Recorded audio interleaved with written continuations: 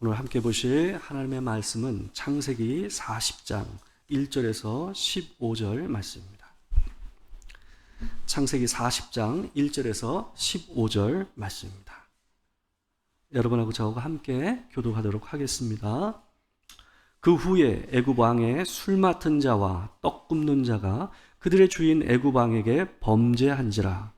바로가 그 두 관원장 곧 술 맡은 관원장과 떡 굽는 관원장에게 노하여 그들을 친위대장의 집 안에 있는 옥에 가두니 곧 요셉이 갇힌 곳이라. 친위대장이 요셉에게 그들을 수종들게 하매 요셉이 그들을 섬겼더라. 그들이 갇힌 지 여러 날이라. 옥에 갇힌 애굽 왕의 술 맡은 자와 떡 굽는 자 두 사람이 하룻밤에 꿈을 꾸니 각기 그의 내용이 다르더라. 아침에 요셉이 들어가 보니 그들에게 근심의 빛이 있는지라. 요셉이 그 주인의 집에 자기와 함께 갇힌 바로의 신하들에게 묻되 어찌하여 오늘 당신들의 얼굴에 근심의 빛이 있나이까? 그들이 그에게 이르되 우리가 꿈을 꾸었으나 이를 해석할 자가 없도다. 요셉이 그들에게 이르되 해석은 하나님께 있지 아니하니까 청하건대 내게 이르소서.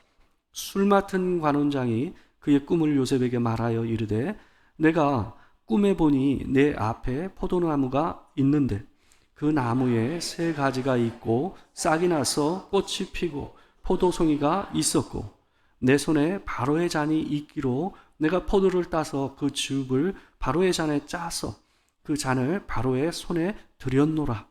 요셉이 그에게 이르되 그 해석이 이러하니 세 가지는 사흘이라.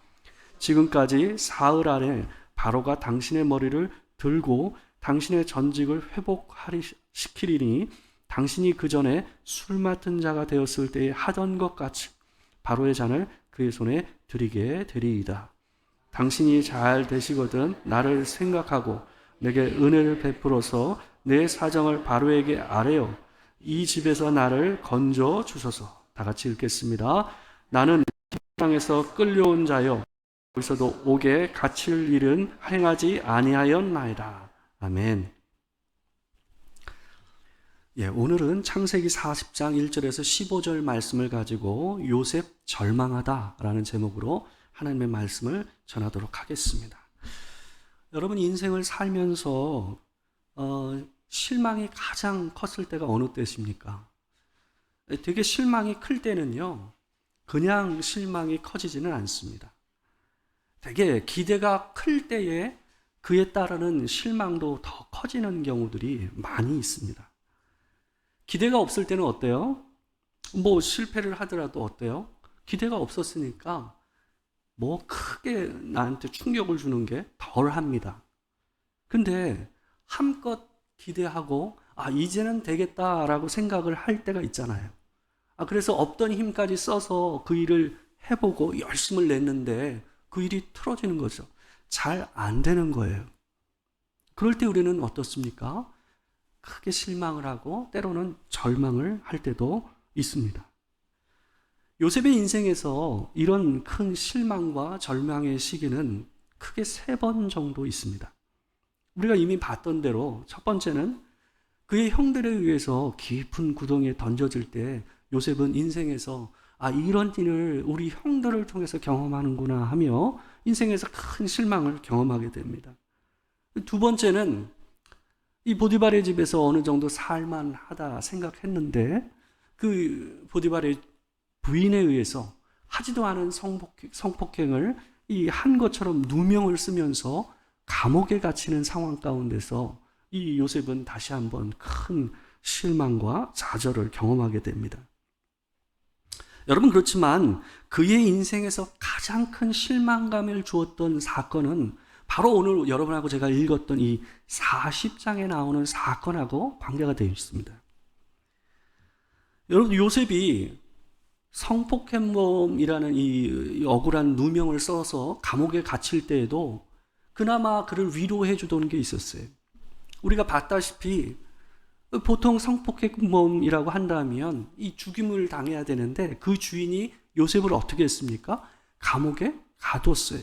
그 얘기는 뭐냐 하면 그 주인이 행동한 그 행동 자체가 요셉에게 어떤 메시지를 오냐면 내가 너를 안다 라는 메시지로 분명히 요셉에게 왔을 겁니다. 이 억울하고 이 감옥에 갇히는 이 큰 실망감을 경험했음에도 불구하고 요셉이 어땠을까요? 그래도 내 주인이 내 진실을 알아주는구나 라는 생각이 들어서 어쩌면 그게 그 사람에게는 위로가 되지 않았을까 하는 생각을 해봅니다. 여러분, 그러나 40장의 상황에서 요셉은 가장 큰 인생에서 큰 실망을 경험하게 됩니다. 이제는 더 이상 내게 소망이 없구나 하는 생각을 하게 되는 상황이 바로 이 40장의 상황에서 기인하게 돼요. 왜냐하면 감옥에서 만난 사람들로 인해서 자신의 억울함과 누명을 벗을 기회, 또한 이 감옥에서 나아갈 수 있는 좋은 기회가 이 절호의 기회가 왔다라고 한껏 기대를 했기 때문에 그렇습니다. 이 요셉은 감옥에 갇힌 후에는 어때요? 감옥을 관리하는 사람의 눈에 들어서 또 그 감옥 전체를 관리하는 일을 또 맡아서 했어요. 아마 근데 이게 이 보디발의 이 계획이었을 가능성이 높습니다. 왜냐하면 그 감옥을 관리하는 사람이 누구였습니까? 보디발이었잖아요. 그러니까 이 감옥을 전체를 관리하는 사람이 요셉에게 이 일을 맡길 수 있는 그 결재권도 누구에게 있었을까요? 결국은 보디발에 있었을 거란 말이죠. 그런 걸로 봤을 때 분명히 보디발이 그에게 베푼 은혜가 함께하지 않았을까 하는 추측을 해봅니다. 여러분, 감옥에서 지낸 지 꽤 시간이 흘렀어요. 근데 요셉이 있던 감옥에 바로의 술 맡은 관원과 떡 맡은 관원이 함께 감옥에 한시에 들어오게 되는 일이 벌어지게 됩니다. 우리 1절에서 3절에 있는 말씀 같이 한번 읽어보겠습니다. 자, 시작. 그 후에 애굽왕의 술 맡은 자와 떡 굽는 자가 그들의 주인 애굽왕에게 범죄한지라. 바로가 그 두 관원장 곧 술 맡은 관원장과 떡 맡은 관원장에게 노하여 그들을 친위대장의 집 안에 있는 옥에 가두니 곧 요셉이 갇힌 곳이라. 여러분, 바로의 술관원장과 떡관원장이 무슨 이유였는지는 정확히 모르겠지만 한날 한시에 바로에게 범죄하였다라고 나와요. 여기에 쓰이는 범죄했다라는 말은 어떤 말이냐 하면 이 바로의 심기를 건드렸다라는 말입니다. 술관원장과 떡관원장은 바로의 최측근에서 가장 많은 대화를 했을 사람입니다. 여러분, 권력이라는 것은 권력을 쥐고 있는 사람과의 거리와 관계되어 있어요. 권력을 쥐고 있는 사람과 가장 가까울수록 그 사람이 가진 권위와 권력이 어떨까요? 클 수밖에 없습니다. 근데 이 술 맡은 관원장과 떡 맡은 관원장은 가장 자주 가장 지근거리에서 바로를 만날 수 있는 사람들이었어요. 그만큼 권력의 핵심이었죠. 근데 그에 반해서 어떻습니까? 여러분, 이 바로와 자주 만난다라는 것은 양날의 칼이었어요. 왜냐하면 그와 대면하는 가운데서 한 번이라도 말실수를 하게 되면 어떻게 될까요? 그 자리에서 물러날 수밖에 없는, 나락으로 떨어질 수밖에 없는 이 자리가 바로 그들이 있었던 자리였어요. 이 술 맡은 관원은 보통 왕의 친구나 아니면 총애를 받던 신하만 세워지는 자리였습니다. 그래서 가장 믿을 만한 사람을 세웠단 말이죠. 여러분, 오늘도 대통령의 측근에 있는 사람들이 대개는 대통령과 관계가 있는 사람들인 경우가 많잖아요. 근데 그 가운데 보게 되면 어때요? 그들 측근 안에서도 뭐가 있습니까? 힘겨루기가 있는 경우들이 많잖아요. 그래서 누구하고 조금 다툼이 있다는 힘의 부딪힘이 있다. 이런 기사들을 우리가 왕왕 보게 되지 않습니까? 근데 아마 요셉의 때도 비슷했던 것 같습니다. 이 둘이 한날 한시에 옥에 갇혔다라는 것은 시사해 주는 게 큽니다. 뿐만 아니라 이 사람들이 한날에 한 사람은 죽게 되고 한 사람은 어떻습니까? 이전의 자리로 복직이 되는 일들이 일어나요. 그 얘기는 뭘 얘기해 줄까요? 이들이 옥에 갇히는 이 사건, 바로에게 범죄하여 그의 심기를 건드렸던 사건 자체가 이 둘의 힘겨루기에서 있었을 가능성이 높다라는 것을 오늘 본문이 시사해 주는 겁니다. 아마 정치적인 암투가 둘 사이에 있었던 것 같아요. 이 둘이 정치범 감옥이었던 이 이 친위대장이 관리하고 있었던 이 감옥에 들어오게 돼요. 이러자 이 친위대장이 어떻게 됐을까요? 바빠지기 시작합니다. 이 사람들이 들어와서 어떤 일을 할지를 감시도 해야 했었고, 또 한편으로는 어떻습니까? 이 사람들이 언제 또 그 큰 권위로 또 올라갈지, 권세를 다시 잡을지 알 수가 없잖아요. 그러니까 함부로 대우할 수가 없었어요. 그렇기 때문에 비록 감옥에 갇혔지만 이 사람들을 대우해 줄 필요가 있었던 거예요. 그래서 이때 친위대장이 보디발이었는지는 정확히 알 수 없지만 그들을 이 감옥에서 수중드는 사람으로서 요셉을 선택합니다. 아마도 요셉이 뭐 일 잘하기로 소문나 있었으니까 이 요셉한테 이 큰 사람들의 일을 맡기면 이 요셉이 제대로 이 민감한 이 일을 잘 해낼 수 있을 것이라고 이 친위대장은 생각한 것 같아요. 근데 일부러 성경은요, 이 두 사람이 갇힌 사건이 요셉의 인생에서 큰 어떤 변화를 일으킬 것이라는 걸 시사해주는 표현을 오늘 3절에서 하고 있어요. 3절을 보시게 되면요, 이런 표현이 나와요. 그들을 친위대장의 집 안에 있는 옥에 가두니 곧 요셉이 갇힌 곳이라. 이렇게 표현하고 있어요. 그 얘기는 뭘까요? 성경에서 사건을 기술할 때 이 두 개를 맞붙여서 얘기한다라는 얘기는 뭐냐 하면, 이들이 이 감옥에 들어오는 일이 요셉의 인생에 있어서 커다란 전환점이 될 수 있는 사건이라는 것을 묘사해 주는 것입니다. 여러분, 아니나 다를까 특별한 일이 일어납니다. 이 두 사람이요, 한날에 비슷하지만 좀 이상하게 다른 꿈을 동시에 꿉니다. 꿈이 워낙 비상했기 때문에 그냥 개꿈이려니 하고 그냥 지워버릴 수가 없었던 것 같아요. 그러니까 이 사람들이 꿈에서 깬 이후에 잠을 이루지 못하고 마음에 굉장히 큰 괴로움을 겪게 되는 일을 보게 됩니다. 그래서 요셉이 아침에 이 두 사람을 얼굴을 아련하러 가니까 이들의 얼굴이 어때요? 초췌한 거예요. 근심이 얼굴에 가득해서 어떻게 봐줄 수가 없었던 거죠. 그래서 요셉이 그들을 향해서 묻죠. 또한 그들이 요셉에게 어떤 연유로 그런지를 갖다 대답하는 장면이 오늘 본문 7절과 8절에 나옵니다. 우리 7절, 8절 같이 한번 읽겠습니다. 요셉이 그 주인의 집에 자기와 함께 갇힌 바로의 신하들에게 묻되 어찌하여 오늘 당신들의 얼굴에 근심이 빛이 있나이까? 그들이 그에게 이르되 우리가 꿈을 꾸었으나 이를 해석할 자가 없도다. 요셉이 그들에게 이르되 해석은 하나님께 있지 아니하니까 청하건대 내게 이르소서. 여러분, 무슨 이유로 근심이 가득하냐고 묻자 그들이 말합니다. 우리가 꿈을 꾸었으나 이를 해석할 자가 없도다. 여러분, 이들이 긴장할 수밖에 없었던 건 뭡니까? 며칠 상간에 자신의 목숨이 죽을 수도 있고 살 수도 있는 형편이라는 것을 그들이 누구보다 잘 알고 있었기 때문에 그렇습니다. 근데 그 참에 이 둘이 아주 긴밀하게 연결되어 있는 사건으로 해서 갇혀 있잖아요. 근데 그 참에 둘 다 특별한 꿈을 꾼 거죠. 그러다 보니 어떻습니까?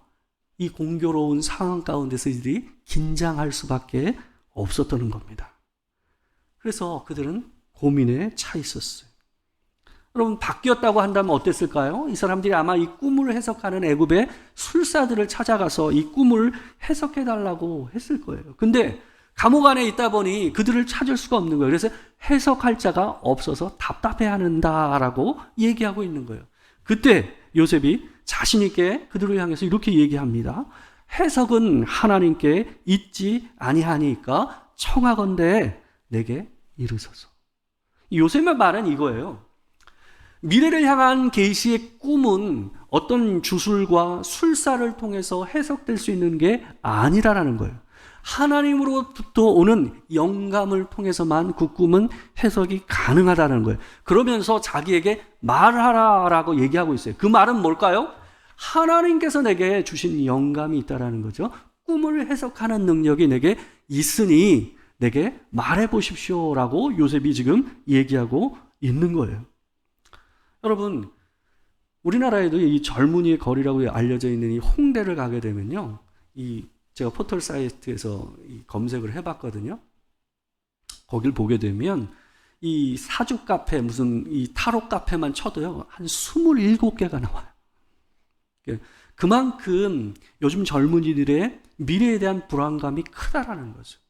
불안감이 크다 보니까 젊은 친구들이 어떻게 하는 거예요? 사주 카페와 타로 카페를 재미삼아 갑니다. 왜 그럴까요? 재미삼아 농담식으로 가지만 어떤 거예요?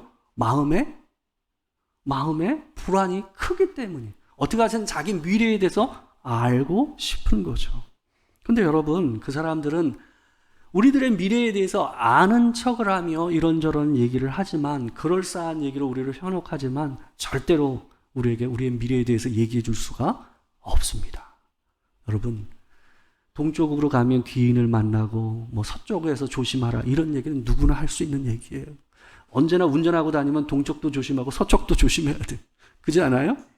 그러니까 여러분, 무당들이 그리스도인이 찾아오면 그런다고 얘기하지 않습니까? 당신은 그리스도인인데 왜 내게 왔습니까? 라고 바로 알아본다고 그러지 않습니까? 그리스도인들을. 그런 일들을 많이 경험했다는 얘기를 저도 많이 들었거든요. 그 사람도 아는데 왜 우리가 그들을 찾아갑니까? 여러분, 미래에 대해서 불안하시더라도, 미래가 불투명하다 할지라도 여러분 엉뚱한 데 찾아가지 마세요. 그 사람들이 절대 여러분에게 그거에 대해서 얘기해 줄 수 없다라는 것을 늘 기억하시기 바랍니다. 요셉의 말을 듣고 자기 꿈이 좀 더 길하다라고 생각했던 이 술 맡은 간원이 먼저 요셉에게 자기가 꾼 꿈을 얘기해요. 이 포도나무에 3가지가 있고 싹이 나서 포도송이가 익어서 자기가 바로의 잔에 그 포도를 따서 또 즙을 내서 바로에게 올려들었다라는 꿈을 갖다가 이 술 맡은 간원이 얘기합니다. 여러분, 요셉은 어떤 주술적인 행동이나 주문을 외우는 행동을 하지 않습니다. 그저 들은 그 즉시 하나님께서 주신 영감을 따라서 그 꿈이 어떤 꿈인지를 오늘 본문 12절과 13절에서 간략하게 얘기를 합니다. 우리 같이 한번 읽겠습니다. 자, 시작. 요셉이 그에게 이르되 그 해석이 이러하니 3가지는 사흘이라. 지금부터 사흘 안에 바로가 당신의 머리를 들고 당신의 전직을 회복시키리니 당신이 그 전에 술 맡은 자가 되었을 때에 하던 것 같이 바로의 잔을 그의 손에 드리게 되리이다. 여러분, 요셉의 해석이 길합니다. 이제 3일 뒤에 바로가 당신의 직분을, 이전의 전직을 복직시켜 줄 것이다 라고 얘기하는 거예요. 이 해석을 듣자 옆에서 있던 이 떡간원장이 어때요? 용기를 얻었어요. 나도 좋은 소식을 들을지 모르겠다라고 생각한 거죠. 그래서 떡간원장이 자기의 얘기를 합니다. 우리가 본문은 아니지만 16절과 17절을 보게 되면 떡간원장이 자기가 꾼 꿈을 얘기하는 장면이 나옵니다. 근데 듣고 요셉이 하는 말이 어떻습니까? 당신은 3일 뒤에 바로 앞에 서게 될 것인데 그때 바로가 당신의 머리를 나무에 달 것입니다 라고 이 흉한 이 해석을 내놓습니다. 여러분, 결국 요셉의 해석대로 이들은 3일 뒤에 바로의 생일날 술 맡은 간혹은 자기의 전직을 회복하고 떡 맡은 간혹은 나무에 달려 죽게 됩니다. 여러분, 근데 문제는 뭐냐 하면 요셉이에요. 여러분, 요셉은 이 꿈을 해석해 주면서 이 과정 가운데 어땠을까요? 한껏 희망에 부풀었어요. 이 사람이 나를 기억해서 바로 앞에서 내 억울한 사연을 얘기해 주면 내가 이 감옥에서 풀려나고 이 누명에서 벗는 일을 경험할 수 있겠구나라고 생각한 거예요. 자기를 가둔 것이 누굽니까? 바로의 친위대장이었어요. 그러니까 어떤 사람이 나서가지고 누가 이 누명을 벗겨줄 수 있겠냔 말이에요. 결국은 바로가 아닌 이상은 자기의 누명을 벗겨주고 자기를 이 감옥에서 끄집어내줄 수 있는 사람은 바로 말고는 없다라고 생각한 거예요. 여러분, 앞에를 보게 되면 단 한 번도 이 요셉이요 자기의 억울한 상황을 누구에게도 얘기하지 않습니다. 보디발에게도 얘기하지 않고 어떤 사람에게도 자기의 속사정을 얘기한 적이 없어요. 왜 그랬을까요? 여러분, 생각해 보십시오. 지금 보디발에 의해서 갇히는데 자기가 억울한 사정을 누구한테 얘기했다가 그 억울한 사정이 얘기했다라는 얘기가 친위대장에게 들어간다고 생각해 봅시다. 가만히 있을까요? 웬만해서는 얘기할 수 없었을 겁니다. 그래서 요셉은 쉽게 얘기할 수가 없었어요. 근데 오늘 본문 14절과 15절을 보게 되면 처음으로 요셉이 자기의 속사정을 속 깊게 얘기하는 장면이 나와요. 그 얘기는 뭘까요? 그만큼 요셉이 지금 이 상황이 자기의 인생에서 절호의 기회라고 생각한 거예요. 가장 기대를 품을 수 있는 상황이라고 생각했던 거예요. 우리 14절과 15절인데 함께 읽어보겠습니다. 자, 시작. 당신이 잘 되시거든 나를 생각하고 내게 은혜를 베풀어서 내 사정을 바로에게 아뢰어 이 집에서 나를 건져주소서. 나는 히브리 땅에서 끌려온 자요 여기서도 옥에 갇힐 일은 행하지 아니하였나이다. 여러분, 요셉은 복직이 될 술 맡은 관원장에게 당신이 잘 되시 것은 나를 기억해 달라는 거예요. 나를 생각해 달라는 것은 기억해 달라는 거예요. 그래서 바로 앞에 설 때에 내 사정을 얘기해서 나를 이 집에서 나갈 수 있도록 건져달라고 부탁을 하고 있습니다. 요셉은 자신은 히브리 사람인데 이곳에 강제로 끌려왔다라고 얘기해요. 자기가 끌려올 일이 아니었다라는 거예요. 또한 두 번째는 뭐예요? 내가 이 땅에 와서도 여기서도 내가 옥에 갇힐 만한 일을 한 적이 한 번도 없습니다라고 그 억울한 사정을 어필하고 있어요. 여러분, 분명히 요셉은 이 순간 이 술 맡은 관원장을 만나게 하신 것을 하나님께서 자기에게 주신 구원의 은혜라고 이해했을 것입니다. 그렇지 않았겠습니까? 하나님께서 나의 억울한 사정을 회복시켜 줄 수 있는 기회를 이 사람을 통해서 기회를 주고 있다라고 분명히 생각했을 거라는 거죠. 근데 그 생각이 틀린 건 아니었어요. 근데 문제는 뭐였어요? 하나님께서 생각하신 목적지와 요셉이 생각했던 목적지가 달랐다는 거예요. 여러분, 우리가 목적지가 다르면 어때요? 목적지가 다르면 경로가 달라져요. 그죠? 도토리교회를 찍는 것과 저희 집, 2, 3분 거리거든요? 저희 집이 굉장히 가까워요. 근데 2, 3분 거리지만 저희 집을 찍잖아요? 도토리교회로 오는 경로가 달라요. 우리 집으로 오는 경로하고 도토리교회로 오는 경로가 다르다고요. 목적지가 다르면 어때요? 경로가 달라져요. 근데 요셉은 어떻게 생각한 거예요? 석방 IC로 나가는 거라고 생각했어요. 석방 IC로 나가면 내 인생의 목적지라고 생각했던 거예요. 누명도 벗고. 근데 하나님이 생각했던 길은 뭐예요? 아니야, 2년은 더 고속도로를 달려야 돼 라고 생각하신 거예요. 그래서 네가 가야 될 것은 바로 IC. 바로 앞에 서는 것이 내가 너를 이끌어갈 목적지야 라고 얘기하고 계신 거예요. 하나님은 요셉을 단지 감옥에서 건지시기 위해서 이들을 만나게 하신 것이 아니었어요. 하나님은 요셉을 바로 앞에 서게 하시기 위해서 이 술 맡은 관원을 만나게 하신 거였습니다. 단지 한순간에 위기와 누명을 벗는 것을 마음에 두신 것이 아니라 요셉을 한순간에 바로 옆으로 이끌어 가심으로써 그의 모든 백성들과 그 주변 사람들이 기근에서부터 구원받게 하시는 것이 요셉의 인생을 통해서 하나님께서 계획하신 경로와 목적지였다라는 거예요. 여러분, 근데 이걸 모르고 있었던 요셉에게는 어땠을까요? 여러분, 23절의 상황이 요셉을 절망하게 만듭니다. 우리 23절 같이 한번 읽어보겠습니다. 자, 시작. 술 맡은 관원장이 요셉을 기억하지 못하고 그를 잊었더라. 언제나 그렇죠. 화장실 들어갈 때 나올 때 다르죠. 네. 완전히 까먹은 거예요. 이 모든 일이 정리되고 이 사람이 복직된 이후에 이 요셉은 어땠을까요? 한껏 기대에 부풀어서 하루하루를 기다렸어요. 그런데 한 달이 지나고 두 달이 지나도 또 1년이 지나도 어때요? 나를 부르지 않는 거예요. 그렇게 해서 몇 년이 지났어요? 41장 1절을 보게 되면 2년이 지났다라고 되어 있어요. 이 시점으로부터 2년을 더 감옥에 요셉이 있었습니다. 여러분, 연락만 기다리던 요셉의 마음이 어땠을까요? 여러분이라면 어땠을까요? 절망하지 않았을까요?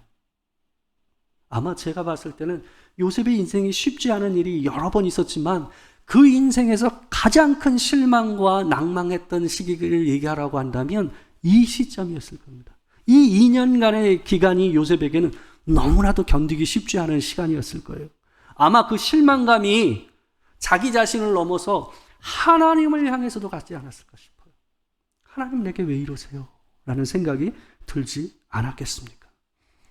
시편 13편 1절에서 2절 말씀을 보게 되면 이 시인의 고백이 바로 요셉의 고백이었을 거라고 저는 생각합니다. 우리 같이 한번 읽어보겠습니다. 자, 시작. 여호와여 어느 때까지니까 나를 영원히 잊으시나이까? 주의 얼굴을 나에게서 어느 때까지 숨기시겠나이까? 나의 영혼이 번민하고 종일토록 마음에 근심하기를 어느 때까지 하오며 내 원수가 나를 치며 자랑하기를 어느 때까지 하리이까? 여러분, 우리 인생에도 보게 되면요, 하나님께서 나를 잊으신 것 같이 느껴지는 때가 있어요. 내가 기도를 해도 어때요? 그 기도가 허공만 가르는 메아리처럼 느껴질 때가 있다라는 거죠. 여러분, 근데 이런 일을 우리만 겪는 게 아니에요. 예수님께서도 그 인생에서 겪으셨어요.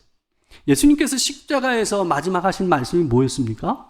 엘리 엘리 라마 사박다니. 엘리라는 말은 나의 하나님이라는 말이에요.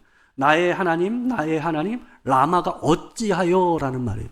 어찌하여 사박다니, 나를 버리셨나이까. 여러분, 하나님께서는 당신의 아들이 죽어가는 그 시점에서도 하나님께서는 어떻게 하셨습니까? 침묵하셨어요.